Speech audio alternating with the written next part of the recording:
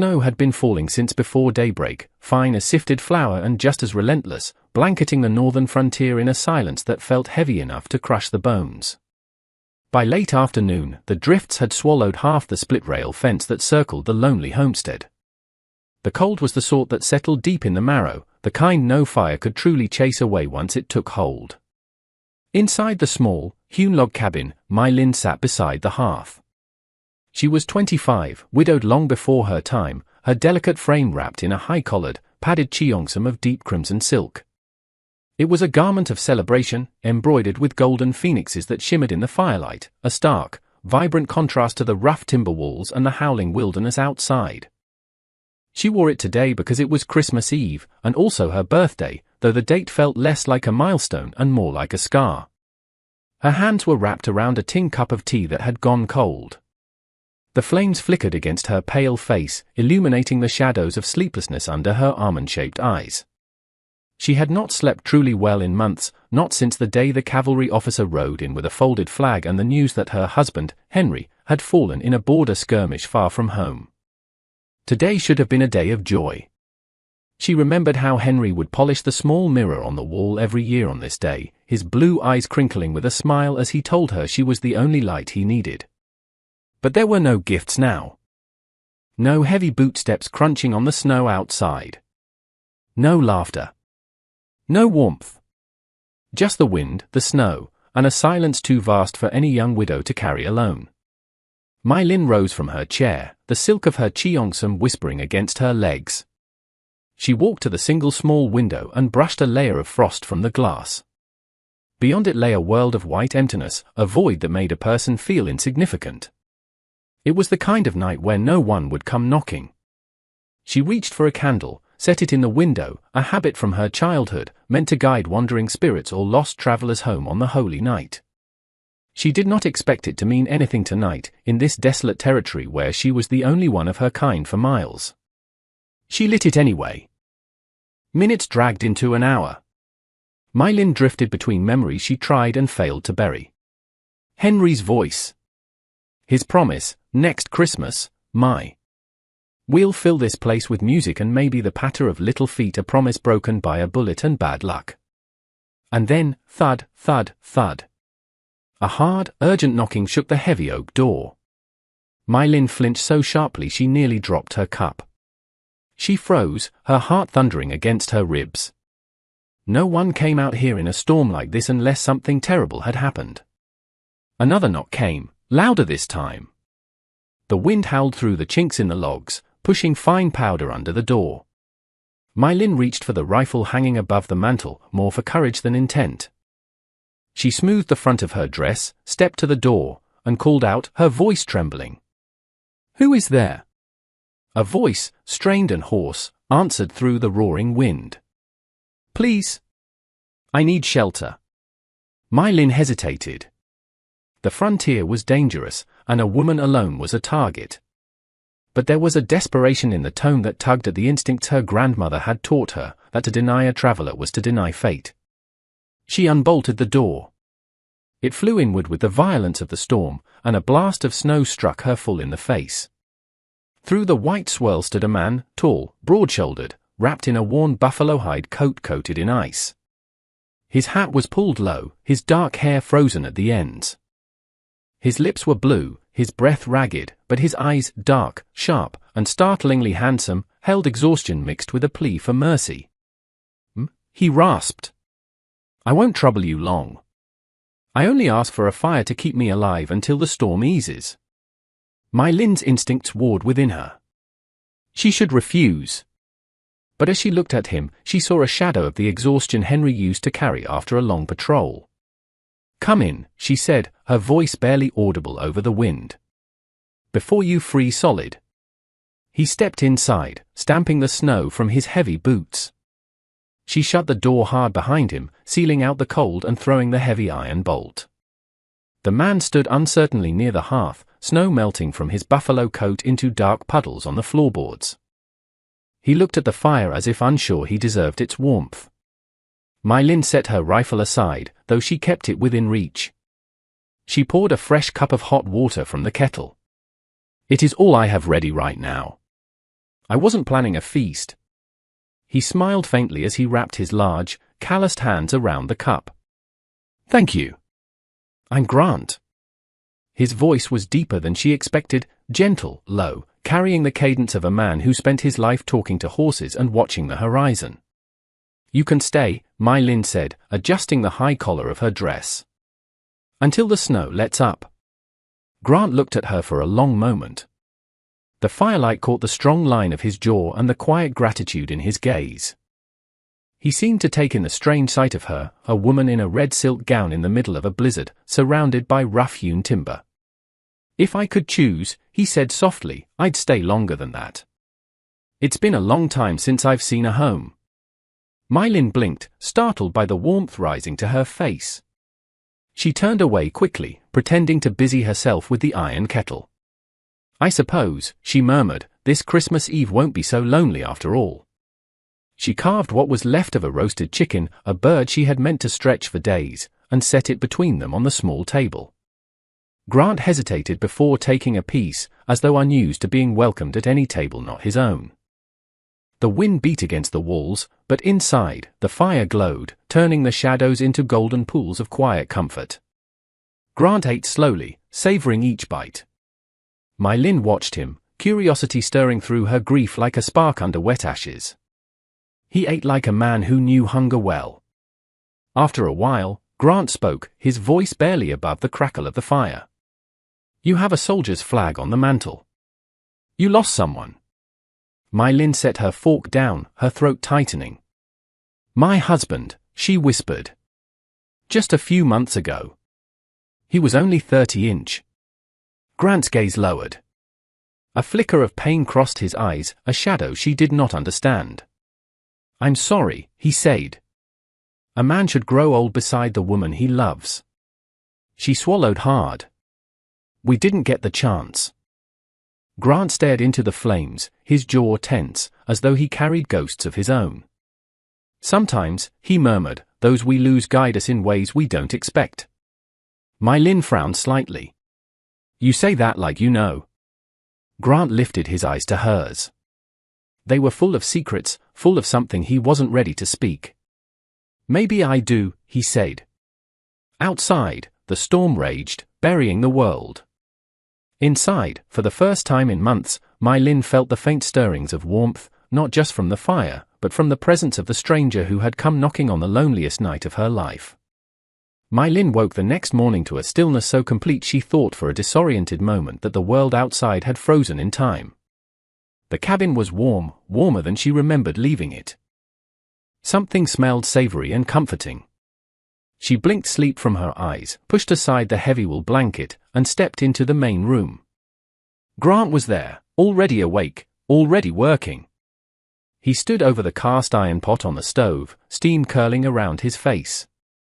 He had shed the heavy buffalo coat, revealing a simple flannel shirt and suspenders. He turned at the sound of her soft footsteps. A gentle smile lit his features, softening the hard lines carved by wind and work. Morning, he said. I hope you don't mind. I found the chicken bones from last night. Thought I'd turn them into soup.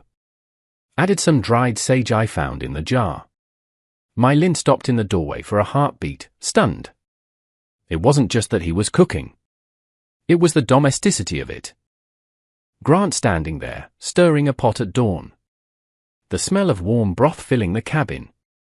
It was too familiar. Too tender. Her voice wavered.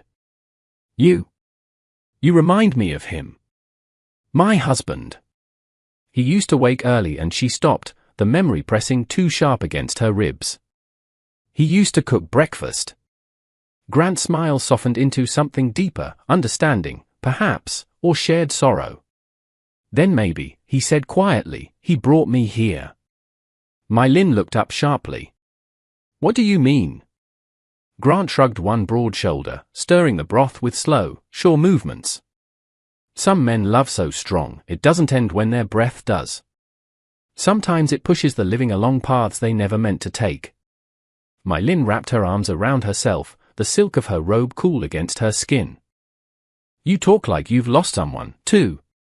His hand stilled on the wooden spoon. For a moment, he didn't answer. Then, he said, "Everyone loses someone. Some losses carve deeper than others." She didn't press.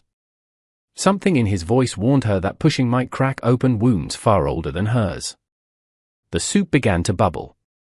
Grant ladled a portion into a wooden bowl and handed it to her. His fingers brushed hers, warm and calloused. "Eat," he said. "It'll help." My Lin lowered herself to the table. The first sip burned her tongue, but its warmth spread through her chest like a small sun. Grant sat across from her with his own bowl. The snowlight spilled through the frosted window, pale and blue, casting them both in a quiet glow. "Thank you," she murmured. "For what?" "The soup." "For being here. I didn't think anyone would knock on my door again." Grant looked at her with an expression she couldn't quite decipher. "I'm glad I did." They ate in a hush, broken only by the wind brushing against the cabin walls. It wasn't an uncomfortable silence, it was the calm that settles after a storm has cried out its worst.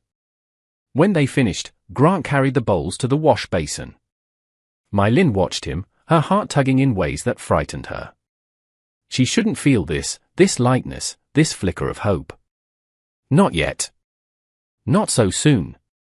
But Grant, with his quiet hands and gentle eyes, made the loneliness in her chest shift in a way she hadn't expected.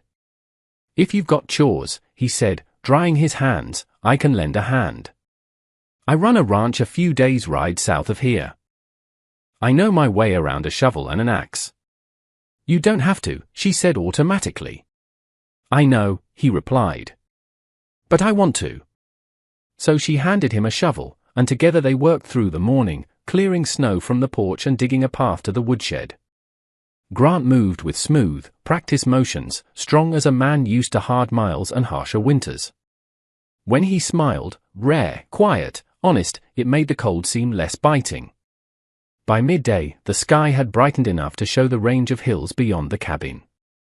A band of deer picked its way along the ridge. Grant paused to watch them, the wind tugging strands of his dark hair. "You have a beautiful place," he murmured. My Lin followed his gaze. "It was supposed to be our beginning," she whispered. "Mine and Henry's." Grant didn't look away from the hills.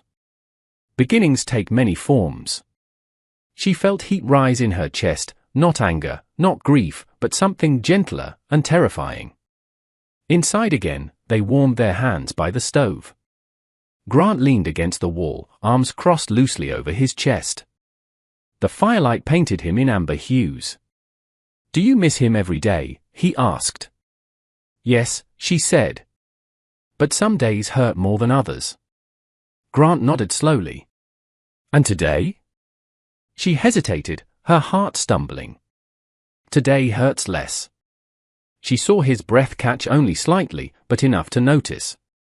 And when their eyes met, something unspoken moved between them, fragile as a snowflake, dangerous as a spark. The afternoon slipped into evening. They prepared supper together, bumping elbows, sharing small smiles. When Grant reached over her to grab a spice jar, his arm brushed her shoulder. She didn't step away. Later, they sat beside the fireplace. A lamp glowed on the table. Grant stretched his legs, boots crossed at the ankles, looking more at ease than he had since arriving. "Where were you headed before the storm?" My Lin asked.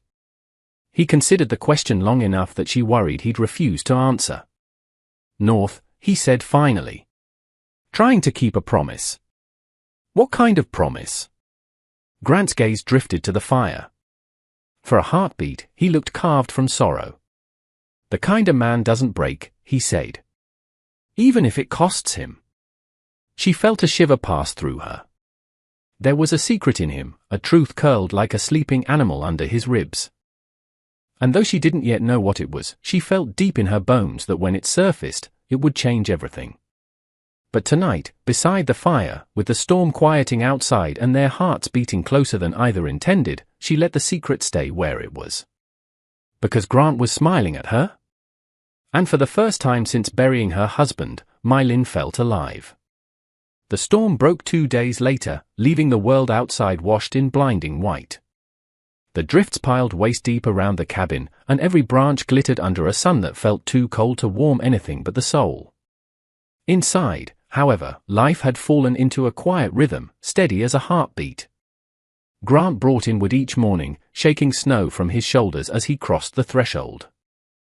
My Lin cooked small meals, simple things, broth and bread, and the last of the dried apples. Sometimes she caught him watching her, his gaze soft, almost reverent, as though he were memorizing every movement. She didn't mind it. She didn't fear it. Not anymore. Something warm had settled between them, an unspoken thread woven from shared mornings, quiet laughter, and the way their hands brushed without pulling away. But fragile things have a way of shattering the moment one believes they are safe. It happened late in the afternoon. My Lin was tidying the cabin while Grant chopped wood outside. A ribbon of sunlight slipped across the floorboards, warming her bare feet as she moved about the room. She lifted Grant's buffalo hide coat from a chair, meaning to hang it near the stove so it wouldn't remain damp. The coat was heavier than she expected. As she shook it out, something thumped against the inside lining, a soft, folded weight. Curious, she reached into the inner pocket. Her fingers brushed paper. Old paper, creased, worn, stiff with age. My Lin frowned and pulled it free. A letter. She recognized the handwriting instantly. Her breath caught in her throat. Henry. Her husband's script, steady, slanted just so, the way he wrote when he hurried but still wanted the lines to look neat for her sake. Her hands trembled as she unfolded it. The edges were worn, the creases deep, as though it had been opened and closed many times on a long, hard trail. The words blurred for a moment before they sharpened, cutting straight into her chest. Grant, my old friend. If you are reading this, then I did not make it home. I ask you, as my brother in everything but blood, go to my wife. Don't leave her to face this world alone. She is strong, but even strong hearts break. Take care of her. Help her live the life I won't be there to give. I trust you more than any man. Henry. A coldness spread through her, colder than any wind outside. Her legs weakened, and she sank onto the edge of the bed, the letter fluttering in her hands. The room dimmed around her, the fire's crackle fading into a dull roar in her ears. Grant knew Henry. Grant knew him well enough to be entrusted with this, the sacred, unbearable request. Grant had come here because of her husband. Not because fate had carried him to her door. Not because he chose her. He was a rancher on a mission, fulfilling a debt to a dead man. The realization tore through her chest with a sharp, bitter edge. The door opened behind her, letting in a rush of crisp air. Snow fell from Grant's boots as he stepped inside, rubbing warmth back into his hands. Chilly out there, he said, shaking stray flakes from his hair. But the path to the creek is clear now. We'll have fresh water again. My Lin didn't move. Didn't speak. She held the letter like a blade. Grant noticed her silence and paused. His brow furrowed. My? Everything all right? She lifted her head slowly. Her eyes met his, and for the first time, he flinched. Because there was no warmth in her gaze now. No trust. Only hurt. You knew him, she whispered. You knew Henry. Grant froze where he stood, all color draining from his face. His eyes darted to the paper in her hand. My Lin, he breathed, his voice tight. She stood, holding the letter out toward him. You came here because of this, her voice cracked. Not because of me. Grant's jaw clenched. He stepped forward instinctively, but she recoiled as though the very sight of him burned. I meant to tell you, he said quickly. I meant to. When, she demanded, tears springing to her eyes. When were you going to tell me? After you won my trust? After you shared my bed? After I gave you pieces of myself I didn't even know how to give again. Grant shut his eyes, shoulders sagging. I never meant to lie to you. You lied the moment you walked through that door, she shot back. His voice broke. What we have, it's real. Real? Her laughter came out like a sob. How can anything be real when it began with a lie? When you were following orders from a dead man. Grant stepped closer again, his face raw with emotion. I loved him. Henry was my friend. I tried to save him. I failed. And the last thing he asked of me was to care for you. But somewhere along the way, it stopped being a promise and became something else. Something I didn't expect. Something I couldn't stop. Her throat tightened. I can't. She shook her head, tears spilling fast now. I can't look at you without seeing what you hid from me. Grant swallowed hard. Please. Just let me explain. No, the word snapped through the cabin like a whip. She pointed to the door. Pack your things. Leave my house. Grant stood there, breathing hard, as though the world had struck him square in the chest. My Lynn, I love you. Get out, she whispered. Before I start to hate you. Something in him broke. She saw the moment his heart folded under the weight of his own guilt. He gathered his few belongings in silence, each movement slow, deliberate, painful. He put on the heavy buffalo coat, concealing the flannel shirt that had become so familiar. When he reached the door, he hesitated. Snow whirled behind him, the wind tugging at his coat. Under his breath, barely audible, he murmured, Henry. I'm sorry I couldn't keep your promise. Then he stepped out into the cold. The door shut behind him with a hollow finality that echoed through every beam of the small cabin. And my Lynn, standing alone with the letter trembling in her hand, felt her heart break for the second time in one lifetime. The hours after Grant left passed like slow-moving ghosts, shapeless, cold, unwilling to leave her be. Snow blew hard against the windows, rattling the panes, but the cabin felt colder than the storm outside. My Lynn sat on the edge of her bed, the letter still in her trembling hands. She read it once more, hoping, praying it might say something different this time. But the ink did not change. Help her live the life I won't be there to give. Take care of her. She crushed the paper against her chest, as if trying to push the words back into the past where they belonged. Her breath came in shallow bursts. Why had Henry chosen Grant? Why had Grant said nothing? Why had she let herself fall for a man carrying another man's promise? Grief and anger tangled inside her until she could no longer tell where one ended and the other began. The cabin felt unfamiliar without Grant's presence, the lingering echo of his footsteps, the memory of his low laugh, the chair he always pulled closer to the fire. She stared at the empty space where he had stood. Night fell early. A thick, electric darkness pressed against the walls. The storm had picked up again by sundown. My Lynn tried to busy herself, mending a torn hem on her cheongsam, sweeping the floor, feeding the fire, but every chore only reminded her of him. Of the way he had moved around her kitchen like he'd lived there all his life. Of the warmth his presence brought. She forced herself into bed, but sleep would not come. The wind howled like a wounded thing. Shadows crawled across the walls. Her thoughts twisted back to the morning she first saw Grant, half frozen on her porch, asking only for a place to warm his bones. She'd opened her door because of Mercy. Nothing more. So how had Mercy become longing? How had longing become love? Her fist tightened around the blanket. He lied, she whispered into the dark. He lied to me. But another voice rose underneath the anger. He also loved you. He tried to tell you. He didn't stay because of a promise. He stayed because of you. She rolled onto her side, pressing her face into the pillow.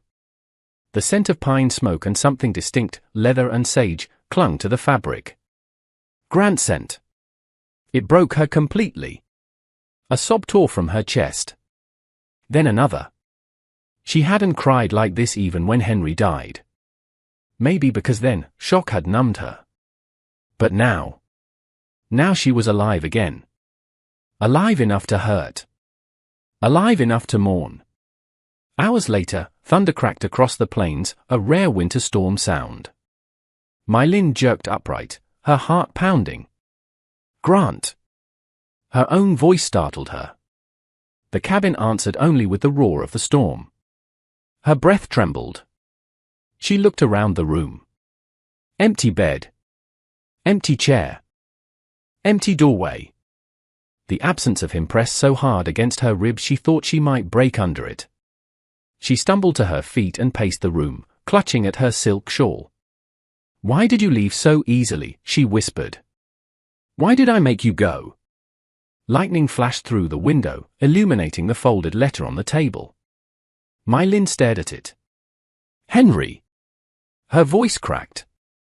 "Why did you choose him? Why did you send him to me?"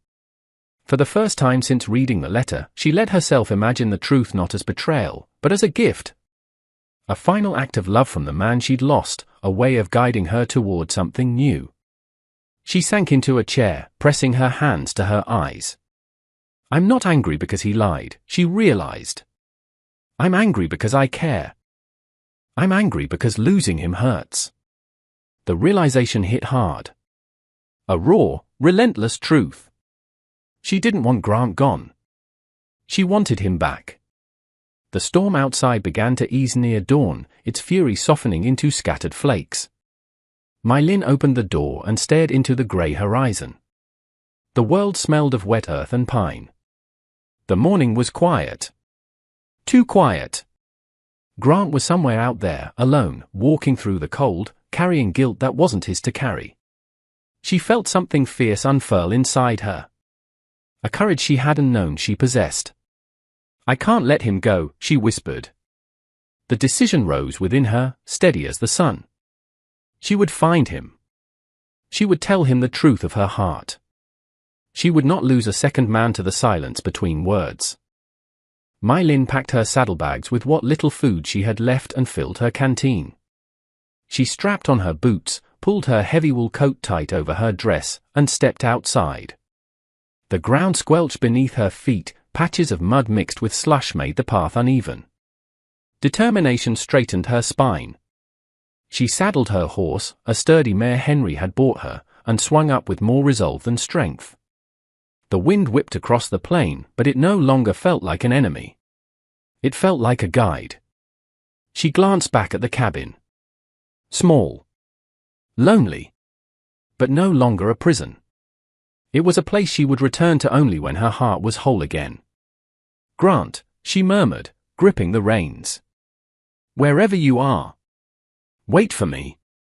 Then she kicked gently, and her horse burst into motion, carrying her toward the ridge, toward the man she had driven away, and the love she refused to lose again. The prairie opened before My Lin in long ribbons of grey and silver, still wet from the night storm. Low clouds crawled across the sky, heavy and brooding, but the wind had eased to a quiet murmur. Her horse's hooves splashed through shallow puddles, scattering muddy water over the frost-bitten grass. She had never ridden this far alone, never beyond the ridge that separated her homestead from the outer territories. But today, the land didn't frighten her. The emptiness gave her direction. Hours passed. The plain shifted into rocky terrain, dotted with juniper and low cedar. She followed faint tracks along a narrow trail.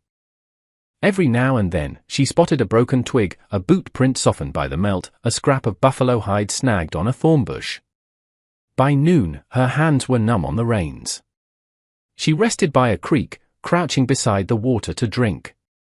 Her reflection stared back at her, tired, determined, streaked with dried tears. A rustling noise snapped her upright. Hooves. Voices. 3 riders appeared at the top of the rise. Native scouts, wrapped in blankets against the chill. They saw her instantly. One raised a hand. "Who are you?" he asked in English, though his accent was thick.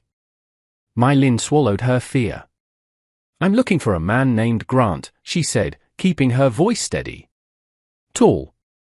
Strong. A rancher. He would have come this way." The riders exchanged glances. Then the oldest of them pointed down the trail toward a valley where smoke rose. "There is a trading post near the canyon," the scout said.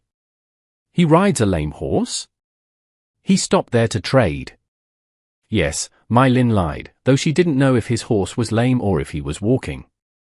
Thank you. She pushed onward, her horse breathing hard in the thin mountain air. By mid-afternoon, the trading post came into view, a cluster of rough shacks and a corral nestled against the red cliffs. My Lin slowed her steps, aware she was a stranger here. Men loitered on the porches, watching her with cautious curiosity. A woman washing clothes in a trough looked up, her hands red from the cold water. You come far, the woman observed. I'm looking for a man, My Lin said. Grant. The woman nodded toward the back of the post, where a line of tall pines leaned over a sloped clearing used for chopping wood.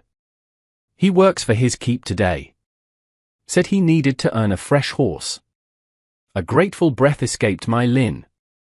Thank you. She followed the path around the pines.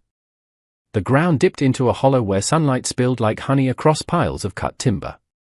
And there, alone beside a split log, stood Grant. His back was to her. He swung an axe in smooth, powerful arcs, muscles pulling under his flannel shirt, breath steady. A small pile of shavings lay at his feet. For a moment, she could only watch him. Her heart clenched painfully, longing, relief, something fierce and overwhelming. He looked so strong, yet so impossibly alone. She stepped forward. A twig snapped beneath her boot. Grant froze. The axe slipped from his hand and thudded into the dirt. He turned. When his eyes met hers, every ounce of color drained from his face. My Lin, he whispered, as though saying her name hurt. What? What are you doing here? She didn't answer at first. Her breath hitched. Then, almost without thinking, she ran to him, closing the distance in a blur of emotion. She threw her arms around him. Grant caught her instinctively, his hands gripping her back, pulling her tight against him with a desperation that poured from every trembling breath. You came all this way, he murmured, his voice shaking. Yes, she sobbed into his chest. I had to. I'm so sorry. I shouldn't have sent you away, no, you sent me away. I shouldn't have hidden Henry's letter. I didn't want my promise to him to steal anything from what we were becoming. Tears streamed down her cheeks. She cupped his face between her hands, her thumbs tracing the rough stubble of his jaw. I don't care how it started, she said. I care that I love you. And that I can't live with myself knowing I let you walk away. Grant's breath shuddered. I thought I'd lost you forever. No, she whispered. You could never lose me. Not now. He gathered her into his arms again, holding her as though anchoring himself to something solid for the first time in years. Their lips met in a kiss that was both apology and forgiveness, reunion and promise. A kiss deep enough to silence every doubt, every fear, every shadow. When they finally parted, Grant touched her cheek gently, reverently. How did you find me? My Lin smiled through her tears. Love showed me the way. Grant let out a soft, stunned laugh, the kind she had longed to hear again. I don't deserve you. You deserve every good thing, she whispered. And I'm staying. If you'll have me. He pulled her close once more. He said softly, you're the only home I've ever wanted. Around them, the pines swayed in the cold breeze. But in that sunlit hollow, wrapped in each other's arms, the world felt still. As if the winter had finally loosened its grip and spring had dared to bloom in its place. Winter returned to the valley a year later, familiar and soft. It frosted the pines and dusted the roof of the expanded ranch house with white. Smoke curled from the chimney, blending with the cold mountain air. Inside the large main room, My Lin stirred a pot of venison stew. The scent mingled with the crisp smell of pine resin and fresh-cut cedar. Her cheeks were flushed from the fire. She wore a thick wool dress now, practical for a rancher's wife, but the collar was fastened with a brooch of jade, a piece of her past carried into her future. Behind her, a faint coo broke through the quiet. She turned toward the cradle, a simple wooden one Grant had carved by hand. Inside lay their son, barely 6 months old, round-cheeked and warm against the fur-lined bedding. The boy kicked his tiny feet and reached up toward her, gurgling with delight. My Lin scooped him into her arms, pressing a kiss to his forehead. "Easy there, little hawk," she murmured. "Your papa will be back soon." As if summoned by her words, the heavy door opened, letting in a breath of cold air and the tall silhouette of the man she loved. Grant stepped inside, shaking snow from his hat. His eyes found her first, always. His expression softened into a smile so warm it could melt the frost from any window. "You both look cozy," he teased, walking over to crouch beside them. His large finger brushed the baby's cheek. "He takes after you, you know." That stubborn tilt of the chin. My Lin laughed softly. "No, that's all you."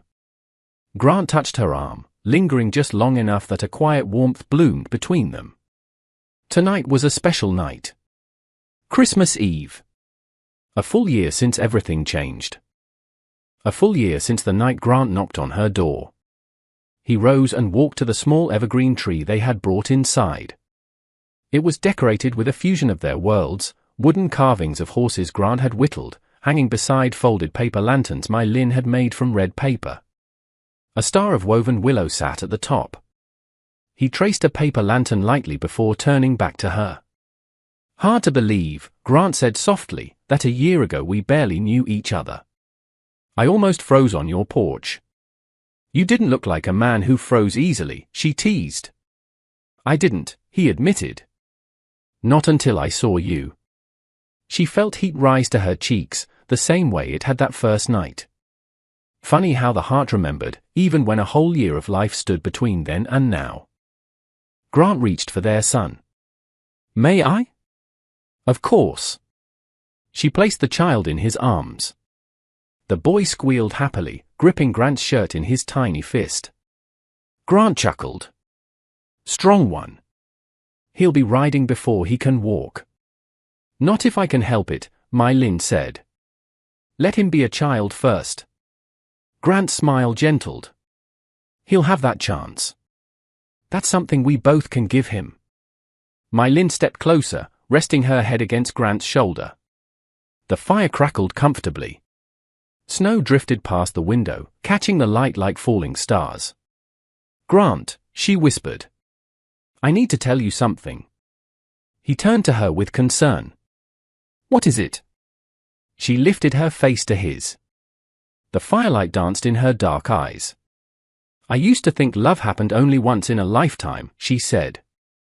"That after Henry died, I'd never feel anything again. But love, it doesn't replace. It doesn't erase. It grows." Grant's throat worked, emotion tightening his jaw.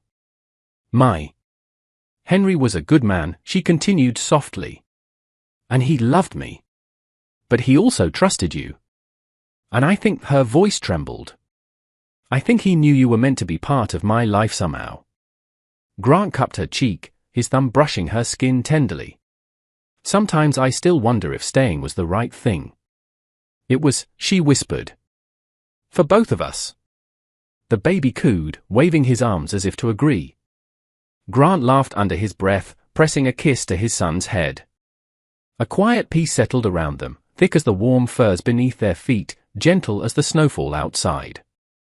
When the firelight flickered brighter, Grant wrapped an arm around My Lin's waist and pulled her close. "We found each other," he murmured. My Lin smiled and nestled against him. "And Henry brought you to me." Grant closed his eyes, resting his forehead against hers. "Then I will honor him," he whispered. "By loving you the way he would want, a lifetime's worth, and more." My Lin leaned into him. Their son nestled warm between them, while the snow drifted softly outside, burying the harshness of the frontier in white. Their family, small, imperfect, fiercely bound by love, glowed in the orange firelight. It was a second chance shaped not by loss, but by the courage to love again. And so, beneath the quiet winter sky, their love endured. Proof that even in the coldest winters, hearts can find their way home.